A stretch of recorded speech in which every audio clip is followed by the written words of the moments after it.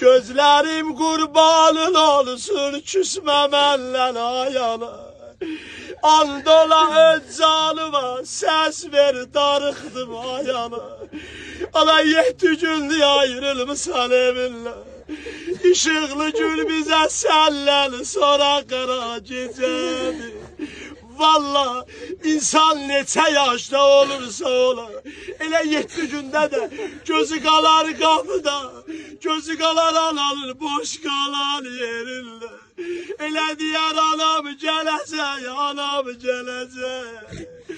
Gözlərim qurbanın olsun küsmə məndən ayana. Andola öz canıma səs ver darıqdım ayana. Geceler yatmamışsan, mənə laylay demisən ana. İndi gəlmişəm sənə mən laylay deyəm. Ayana, ayana.